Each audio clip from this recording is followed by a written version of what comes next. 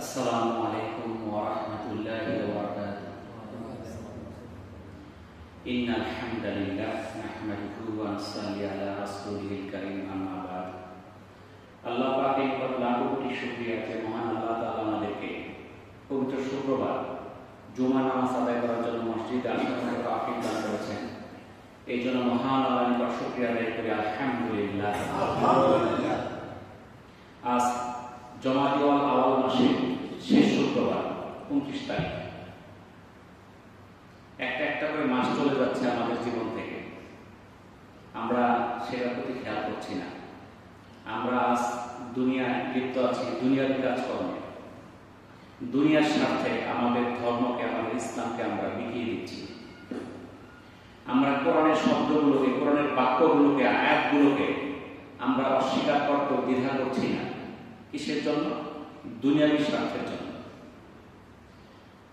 পবিত্র কোরআন যেই গ্রন্থের শুরুতে আল্লাহ তাআলা বলেন আলিফ লাম মিম যালিকাল কিতাবু লা রাইবা ফীহি হুদাল লিল মুত্তাকিন। আলিফ লাম মিম, এটা সেই কিতাব যাতে কোনো সন্দেহ নাই, মুত্তাকিদের জন্য রয়েছে হিদায়াত। সূরা বাকারার শুরুতে আল্লাহ তাআলা বলে দিলেন এটা এমন এক কিতাব যার মধ্যে কোনো সন্দেহ নাই। কিন্তু আজকালকে আমরা দেখতে পাই এই কোরআনের প্রতি শুধু সন্দেহই পোষণ করে না, কোরআনের আয়াতকে প্রকাশ্যে অস্বীকার করে।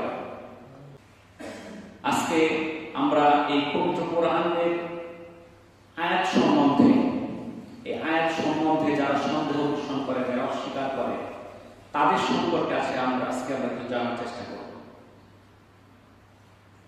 সূরা নিসা 136 নম্বর আয়াতে আল্লাহ তাআলা বলেন, হে ঈমানদারেরা, তোমরা ঈমান আনো আল্লাহ ও তার রাসূলের উপর, ওই কিতাবের উপর যা তিনি তার উপর অবতীর্ণ করেছেন, এবং ওই কিতাবের উপর যা তিনি অতীতে অবতীর্ণ করেছেন। যে আল্লাহ তার ফেরেশতা, কিতাব, রাসূল ও আখিরাত প্রত্যাখ্যান করলো, সে মারাত্মকভাবে পথভ্রষ্ট হলো। পবিত্র কোরআনের আয়াত এমনকি একটা অক্ষরকেও অস্বীকার করা বা ভুল ভাবা, এটা কুফর। এই বিষয়ে উম্মার উলামাদের মধ্যে ঐক্য আছে। ইবনে কুদামা আল-মাকদিসি রাহিমাহুল্লাহ বলেন, মুসলিমদের মধ্যে এই বিষয়ে কোনো দ্বিমত নাই যে কেউ একটি আয়াত বা সর্বসম্মত কোনো একটি বাক্য বা অক্ষরের বিরুদ্ধাচরণ করলো, সে কাফির বলে গণ্য হবে। আল মুনাজারু ফিল কোরআন 33 পৃষ্ঠাতে বর্ণিত আছে। তাহলে কোরআনের আয়াত এমনকি একটা অক্ষরের কেউ বিরুদ্ধাচরণ করলে সে কি বলে গণ্য হবে? কাফির বলে গণ্য হবে।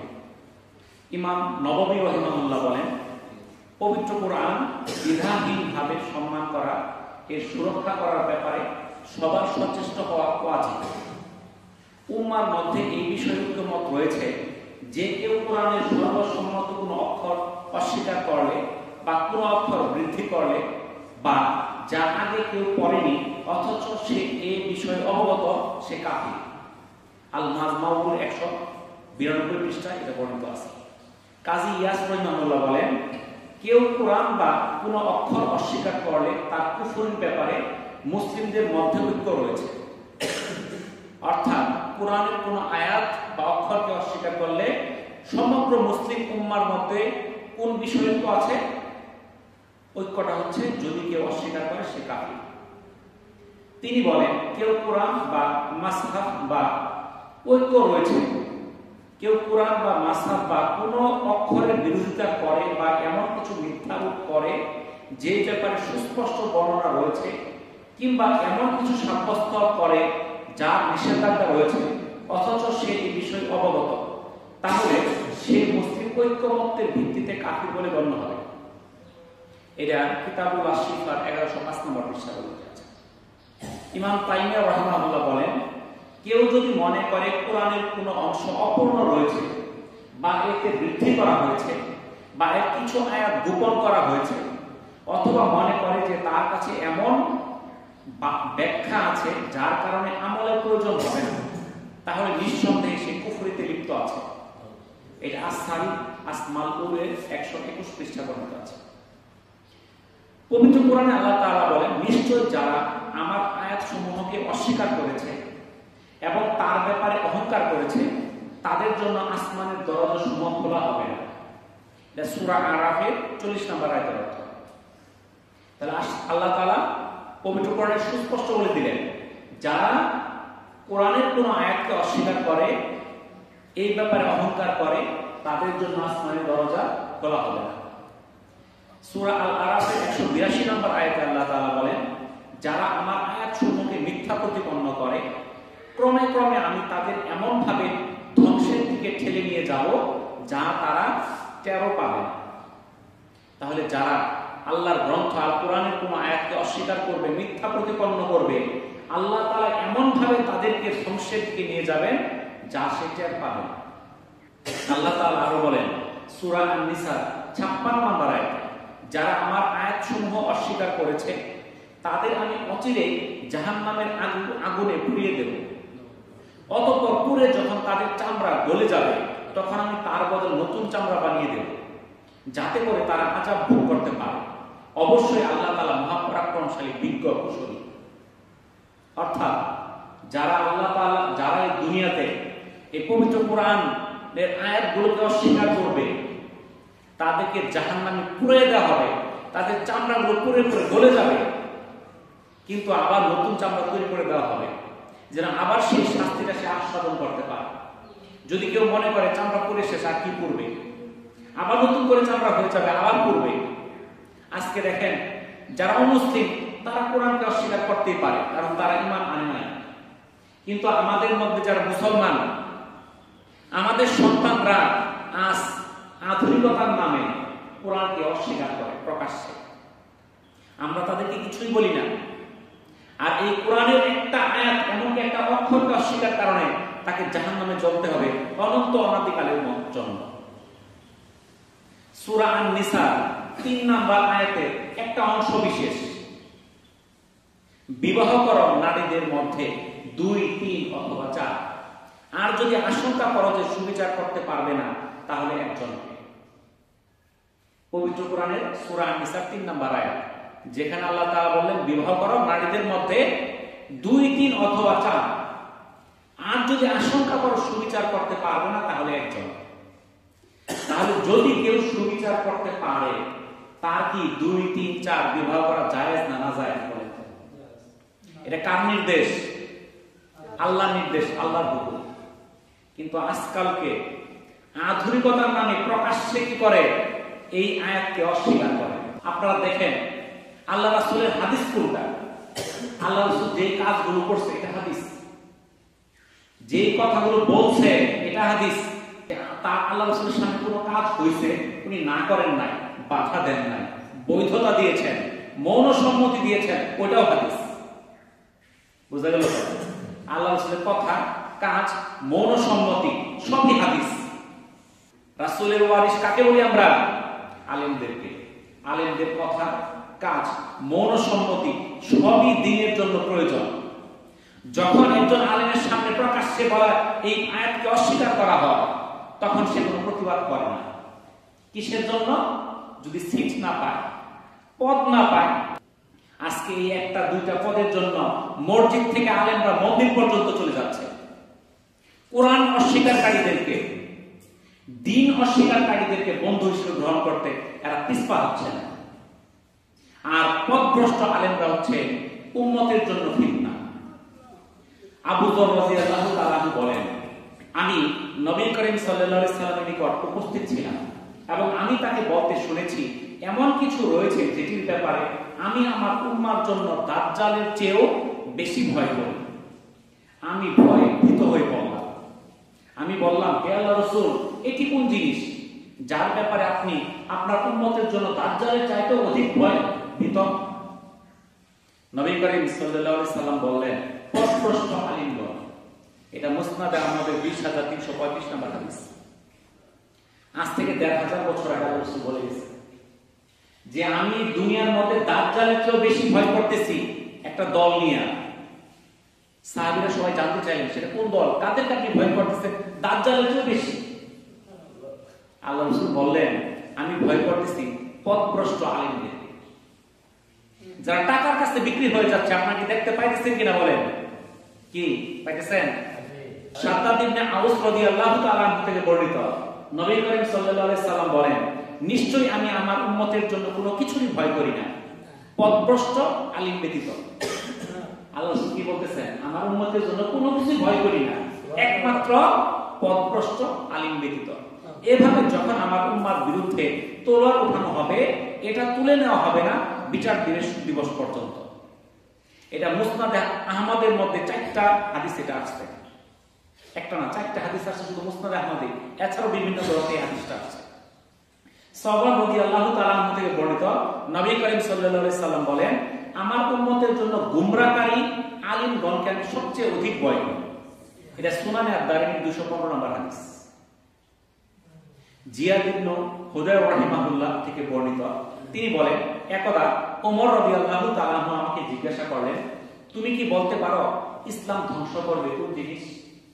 আমি বললাম, আমি বলতে পারি না। তখন তিনি বললেন, 1 নাম্বার আলিমদের পদস্থলন, 2 নাম্বার আল্লাহর কিতাব কোরআন নিয়ে মুনাফিকদের ঝগড়া বিবাদ এবং তর্ক বিতর্কে লিপ্ত হওয়া, 3 নাম্বার পথভ্রষ্ট শাসকদের শাসন। মিশকাতুল মাসাবিহ 269 নম্বর হাদিস। ওমর রাদিয়াল্লাহু আনহু বললেন, 3টা কারণে ইসলাম ধ্বংস হবে। কয়টা কারণ? 3টা। 1 নাম্বার হচ্ছে আলিমদের পদস্থলন, পথভ্রষ্ট শাসক, যারা শাসন ক্ষমতা টিকায় রাখার জন্য যে কোনো কিছুকে জায়েজ করে দেয়। হযরত কাব ইবনে উজরা রাদিয়াল্লাহু তাআলা থেকে বর্ণিত, তিনি বলেন, একদিন প্রিয় নবী সাল্লাল্লাহু আলাইহি সাল্লাম আমাদের মাঝে আসলেন। তখন আমরা 9 জন এক স্থানে বসা ছিলাম। তিনি আমাদের কাছে এসে বললেন, জেনে রাখো, আমার পর অচিরে অনেক জালিম শাসক আসবে, যারা সেই সকল শাসকদের সাথে আতাত করবে, তাদের অন্যায়গুলোকে সমর্থন দিবে এবং তাদের জুলুমে সহযোগিতা করবে। সে আমার উম্মত নয় এবং আমি তার দায়িত্ব নিব না, এবং কিয়ামতের দিন তাকে আমার হাউজে কাউসারের সামনে আসতে দেওয়া হবে না। আর যারা সেই সকল জালিম শাসকদের সঙ্গে আতাত করবে না, তাদের জুলুমের সহায়তা করবে না এবং তাদের অন্যায় সমূহের বিরোধিতা করবে, তারা আমার উম্মত এবং আমি তাদের দায়িত্ব নিব এবং তাদেরকে কিয়ামতের দিন হাউজে কাউসারের পানি পান করাবো। এটা নিচে এবং নাসাইয়ের হাদিস। হযরত ইবনে আব্বাস রাদিয়াল্লাহু তাআলা আনহু থেকে বর্ণিত, তিনি বলেন, রাসূলুল্লাহ সাল্লাল্লাহু আলাইহি সাল্লাম বলেছেন, অচিরে আমার উম্মতের মধ্যে কিছু সংখ্যক লোক দ্বীনের গভীর জ্ঞান অর্জন করবে, কোরআন মাজিদ পড়বে। তারা বলবে, আমরা রাষ্ট্রনায়ক এবং ক্ষমতাসীনদের কাছে তাদের পার্থিব স্বার্থে কিছুটা ভাগ বসানোর জন্য এবং আমরা নিজেদের দ্বীনকে অক্ষুণ্ণ রেখে তাদের নিকট হতে সরে পড়ব, কিন্তু তা সম্ভব নয়। যেমন কাঁটাযুক্ত কাঁটা গাছ থেকে কাঁটা ব্যতীত কোনো ফল লাভ করা যায় না, তেমনি এদের নিকট থেকেও কোনো ফল লাভ করা যায় না কাঁটা ব্যতীত। এটা ইবনে মাজাহ এর হাদিস। আল্লাহ রাসূল বলে দিলেন, এই যে বর্তমান জমানার যে অবস্থা, যে এমন একটা সময় আসবে যারা ইলম অর্জন করবে, কোরআন মাজিদ পড়বে, তারা ক্ষমতাসীনদের সঙ্গে চলবে। তারা বলবে, আমরা কিছুটা ক্ষমতা ভোগ করি কিসের জন্য? দ্বীনকে অক্ষুণ্ণ রেখে, দ্বীনকে টিকিয়ে রাখার জন্য। কিন্তু আল্লাহ রাসূল বললেন, কাঁটাত নামক একটা গাছ আছে, যে গাছের মধ্যে প্রচন্ড কাঁটা, শুধু কাঁটার কাঁটা, ফল আনতে গেলে কাঁটা খেতেই হবে। তো এরকম রাষ্ট্র ক্ষমতা, এই রাষ্ট্রনায়কদের সহচর্য গ্রহণ করা, তাদের সঙ্গে চলা এমন একটা জিনিস, সেখানে ফলের পরিবর্তে কাঁটা ছাড়া কিছু পাওয়া যাবে। যখন রাষ্ট্র ক্ষমতায় তারা যাবে, তখন দেখা যাবে যে শত শত মানুষের ভিড়ে 1-2 জনের কথার কোনো গ্রহণযোগ্যতা থাকবে না, কিন্তু তার হাত দিয়ে অবৈধ কাজের মধ্যে স্বাক্ষর আসবে, সম্মতি আসবে। শেষ জমানায় জাতির সবচেয়ে নিকৃষ্ট লোক হবে শাসকেরা। এখন দেখেন, আজকে একটা ভালো লোক যদি আপনার এলাকায় ইলেকশন করে, হ্যাঁ এই লোকটা ইলেকশন করতেছে কে, মানে ভালো লোক হইলে আমি আফসোস করি, কে দাঁড়াইলো? কে দাঁড়াবো? যার টাকা আছে, সন্ত্রাসী করতে পারে, চাঁদাবাজি করতে পারে, যার ক্যাডার আছে, সে দাঁড়ালে বলেন ঠিক আছে। কিন্তু ভালো লোক হইলে এই কে লিগা দাঁড়ালে, তোকে ভোট দিব। কথা কি ঠিক কিনা বলে? এটা আমার কথা না, এটা বর্ণনা করতেছি। তাহলে শেষ জমানায় জাতির সবচেয়ে নিকৃষ্ট লোক হবে শাসকেরা, তাহলে সহজেই অনুমেয় এই শাসকের সহযোগী, শাসকদের বন্ধু উলামাগণ কতই না পথভ্রষ্ট। তাহলে শেষ জমানার শাসকদের বন্ধু যারা হবে, এটা আগের জমানার কথা বলা হইতেছে না, এটা বর্তমান জমানার কথা, শেষ জমানা। আমরা তো আগের জমানায় আছি। এই জমানায় যে সকল আলেমরা ওই শাসকদের সহযোগী হবে, তারা কতই না পথভ্রষ্ট। হযরত হাসান বসরি রাহিমাহুল্লাহ বলেন, রাসূল সাল্লাল্লাহু আলাইহি সাল্লাম বলেছেন, এত উম্মত, এই উম্মত তত সময় পর্যন্ত আল্লাহর অনুগ্রহ প্রাপ্ত হতে থাকবে যত সময় পর্যন্ত এই উম্মতের কারি ও আলেমরা শাসক বর্গের হায়ের সাথে হা মিলানো থেকে বিরত থাকবে। এটা কিতাবুর রাকাইকের ইবনে মুবারক বর্ণনা করেছেন। তাহলে এই হাদিসটা বর্ণনা করছে কারা? হযরত হাসান বসরি রাহিমাহুল্লাহ। উনি জানাইতেছেন যে আল্লাহ রাসূল বলেন, এই উম্মত ততক্ষণ পর্যন্ত আল্লাহর অনুগ্রহে থাকবে, আল্লাহর অনুগ্রহ পাবে কতক্ষণ পর্যন্ত? যতক্ষণ পর্যন্ত এই উম্মতের কারি আলেমরা শাসক বর্গের হায়ের সাথে হা মিলানো থেকে বিরত থাকবে। অর্থাৎ শাসক যা কয় ঠিক আছে। কি দেখবেন যে গত কিছুদিন আগে যাদের সঙ্গে যে আলেমরা চলছে বলছে ঠিক আছে ঠিক আছে, এখন আবার আরেক দলের সঙ্গে বলতেছে ঠিক আছে ঠিক আছে। কথা কি সত্য না মিথ্যা? মানে শাসকরা যা বলে ঠিক আছে, এটাই তার কথা। কিন্তু আল্লাহ রাসূল বলে দিলেন, যখন শাসকদের হায়ের সাথে এই কারি এবং আলেমদের হাত মিলবে না, ততক্ষণ পর্যন্ত তারা সঠিক পথে থাকবে, আল্লাহর অনুগ্রহ প্রাপ্ত হবে। আমরা যে ইমামকে অনুসরণ করি, ইমামে আজম আবু হানিফা রাহিমাহুল্লাহ, তাকে কি বলেছিল? তুমি কাজী হও, বিচারক হও, তোমাকে সবচেয়ে বড় বিচারকের প্রধান চিফ জাস্টিস, এখন হওয়ার জন্য কত কিছু, তাই না? তোমাকে চিফ জাস্টিস বানিয়ে দেওয়া হবে, তুমি এই দায়িত্ব পালন করবে। কিন্তু উনি দায়িত্ব পালন করেন নাই। কেন করেন নাই? ওই চিফ জাস্টিসের দায়িত্ব নিতে হলে তাকে অনেক অবৈধ আইন পাস করতে হবে, অনেক অবৈধ ফতোয়া দিতে হবে। উনি শেষ পর্যন্ত জেলখানায় নির্যাতিত হয়ে মারা গেছেন, কিন্তু সরকারের কাছে আপোষ করেন নাই। দেখেন, আমরা আলেমদের কাছে শুনি, আলেমদের বিচার হবে পর্দার আড়ালে, মানুষের সামনে না, সবাই যেন না দেখে, যেন আড়ালে হবে। এটা তাদের জন্য মর্যাদা। কিন্তু আজকে আমরা এক আলেম আরেক আলেমের গীবত করছি প্রকাশ্যে। কি কোন গীবত করা জায়েজ না হারাম? সূরা হুজরাতের 12 নম্বর আয়াতে আল্লাহ তাআলা বলেন, তোমরা একে অপরের গীবত চর্চা করো না। তোমাদের কেউ কি চায় যে তার মৃত ভাই গোশত খাবে? বস্তুত তোমরা তা কখনোই করতে চাইবে না। তাহলে তোমরা আল্লাহ তাআলাকে ভয় করো, নিশ্চয়ই তিনি তওবা গ্রহণকারী, অত্যন্ত দয়ালু। তাহলে গীবত চর্চা করা মানে মৃত ভাইয়ের গোশত কামড়ে কামড়ে খাওয়া। আনাস বিন মালিক রাদিয়াল্লাহু তাআলা আনহু থেকে বর্ণিত, তিনি বলেন, রাসূলুল্লাহ সাল্লাল্লাহু আলাইহি সাল্লাম বলেছেন, যখন আমি মিরাজ গমন করলাম, তখন এমন এক সম্প্রদায়ের পাশ দিয়ে যাচ্ছিলাম যারা তামার নখ দিয়ে, কি নখ? তামার নখ দিয়ে নিজের বক্ষ এবং মুখমণ্ডল খামচিয়ে ক্ষতবিক্ষত করছে। আমি বললাম, এরা কারা হে জিবরাইল? জিবরাইল বললেন, এরা ওই সকল মানুষ যারা দুনিয়াতে গোশত খেয়েছে এবং তাদের ইজ্জত লুটায়। সুনানে আবু দাউদের 4878। কারা? যারা মানুষের গোশত খায়। কারা মানুষের গোশত খায়? যারা গীবত করে। আল্লাহ তাআলা পবিত্র কোরআনে কারিমে বলেন, তোমরা মানুষের সাথে উত্তম ও সুন্দর কথা বলো। সূরা বাকারার 83-তে আল্লাহ তাআলা বলেছেন। রাসূলুল্লাহ সাল্লাল্লাহু আলাইহি সাল্লাম ইরশাদ করেছেন, মুসলিমদেরকে গালি দেওয়া ফাসিক, আল্লাহর অবাধ্য আচরণ, আর তার সঙ্গে লড়াই ঝগড়া করা কুফর। তাহলে মুসলমানদের গালি দেওয়া কি? ফাসিকি, আর তার সঙ্গে ঝগড়া করা কুফর। এটা বুখারীর 6045, 7076, তিরমিজি সহ আরো বিভিন্ন হাদিসের গ্রন্থে আছে। আজকে আমরা বলি গালাগালি করা জায়েজ, ফতোয়া দিই। এই মঞ্চের থেকে ফতোয়া দিয়ে গালাগালি করা জায়েজ, বলেন নাউযুবিল্লাহ। আল্লাহ রাসূলের সামনে জীবিত অবস্থায় কি কাফির মুশরিক ছিল না? আছে। ওইরকম কাফির মুশরিক কেমন আছে? আবু লাহাব, আবু জাহেলের মতো। তাদেরকেও আল্লাহ রাসূল কখনো গালি দেওয়ার কথা বলে নাই। আর আমরা ফতোয়া দিয়ে গালি দেওয়া জায়েজ, দেওয়া যাবে। ইবনে মাসউদ রাদিয়াল্লাহু তাআলা আনহু থেকে বর্ণিত, রাসূলুল্লাহ সাল্লাল্লাহু আলাইহি সাল্লাম বলেছেন, মুমিন প্রতারণাকারী, অভিসম্পাদকারী, নির্লজ্জ এবং অশ্লীল ভাষী হয় না। এটা তিরমিজির 1977 নম্বর হাদিস। তাহলে মুমিন কখনো খোটা দেয় না, মুমিন কখনো অভিশাপ দেয় না, মুমিন নির্লজ্জ হয় না, মুমিনের ভাষা কখনো অশ্লীল হয় না। তাহলে এই হাদিস দ্বারা বুঝতে পারেন যার মুখ দিয়ে অশ্লীল বাক্য বের হয় সে মুমিন হইতে পারে না। কার কথা? আল্লাহ রাসূলের কথা। মুমিন ব্যক্তি কারো সম্মানে আঘাত করে না, অভিশাপ দেয় না, অশ্লীল বাক্য বলে না, মন্দ কথা বলে না। তিরমিজির 2105 নম্বর হাদিস। আপনি আমি যাচাই করে দেখি আমাদের মুখ দিয়ে অশ্লীল বাক্য আসে কিনা।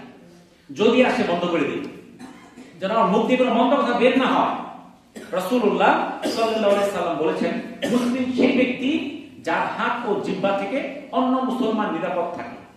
এটা সহিহ মুসলিমের 171 নম্বর হাদিস। তাহলে মুসলিমকে যার হাত আর জিহ্বা থেকে অন্য মুসলমান ভাই নিরাপদ থাকে। আপনার আমার জিহ্বা দিয়া অন্য মুসলমান ভাই নিরাপদ আছে কিনা দেখেন। যদি নিরাপদ থাকে তাহলে আপনার মধ্যে মুমিনের বা মুসলিমের বৈশিষ্ট্য আছে।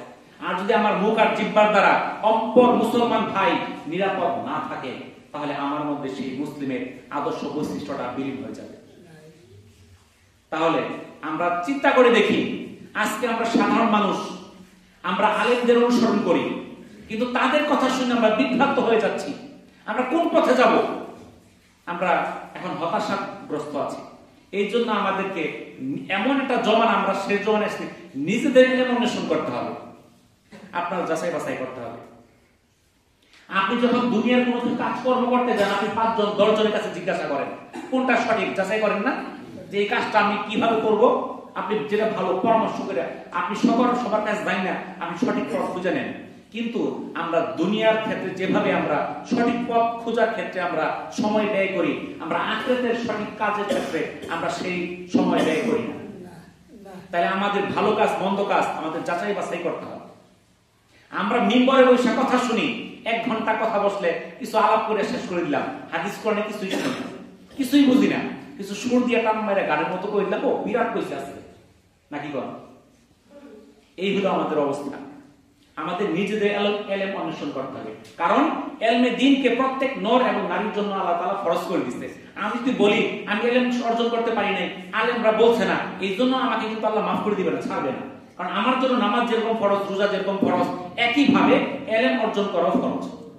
তাহলে আমার যেটুক এলেম এই দুনিয়া আমাকে বেঁচে থাকার জন্য, আখিরাতে আমল করার জন্য, সেইটুক এলেমকে আমাকে অবশ্যই গ্রহণ করতে হবে। আল্লাহ তাআলা আমাদেরকে তৌফিক দান করুন। যে আলোচনাগুলো করলাম আল্লাহ তাআলা আমাদেরকে আমল করার তৌফিক দান করুন। ওয়া আখিরু দাওয়ানা আনিল হামদুলিল্লাহি রাব্বিল আলামিন। আসসালামু আলাইকুম ওয়া রাহমাতুল্লাহি ওয়া বারাকাতুহু।